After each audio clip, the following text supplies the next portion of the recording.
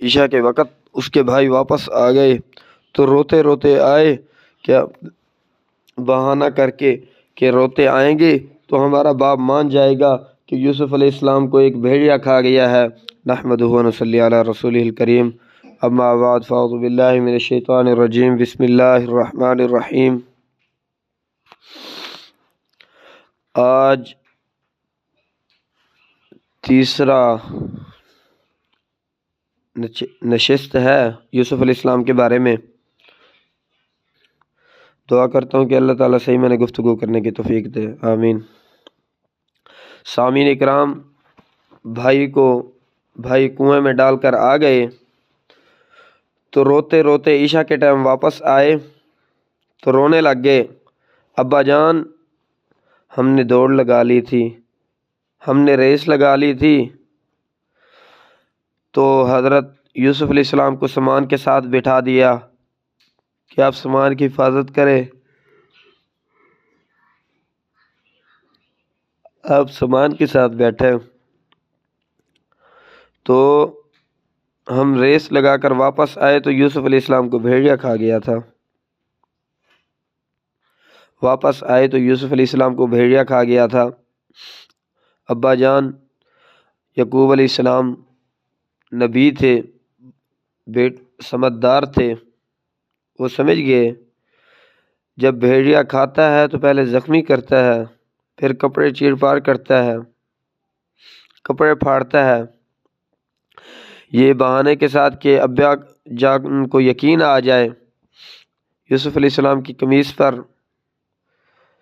خون لگا کر آ گئے تو اس کے بعد کہنے لگے ابا جان یوسف علیہ السلام کو بھیڑیا کھا گیا ہے۔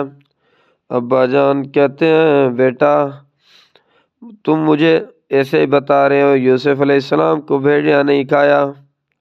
خون سے بھری ہوئی شرٹ لے کر آ گئے، کپڑا اس کا قمیص لے کر آ گئے تو دکھانے لگے۔ یوسف علیہ السلام نے صبر کیا جس طرح صبر کرنے کا حق ہوتا ہے۔ بھائی آرام سے کھانا کھا کے سو گئے، یوسف علیہ السلام کنویں میں پڑے ہیں، نہ کھانا کھایا۔ بھائی آرام سے سو گئے، رات کا وقت ہو گیا، یوسف علیہ السلام نہ سو پائے نہ کھا سکے۔ کنویں میں کس طرح کھاتے، سکون کس طرح کرتے، آرام سے سو گئے۔ تو ایک وہاں سے قافلہ جا رہا تھا، قافلہ آیا، ان کو شدت سے پیاس لگی تو کنویں کے پاس گئے۔ کنویں کے پاس جا کر تو آگے ڈول ڈالا جس طرح سے پانی نکالتے، تو وہ ان کو وزنی لگا، پریشان ہو گئے۔ تو آگے دیکھا یوسف علیہ السلام ہے، یوسف علیہ السلام کو چھپا لیا، یوسف علیہ السلام کو چھپا کر لے گئے، یوسف علیہ السلام کو چھپا کر لے کے چلے گئے۔ مصر کے بازار میں بولی لگا دی، اس کو کون خریدے گا، اس کو کوئی لینا چاہتا ہے، ہم اس کو بیچنا چاہتے ہیں۔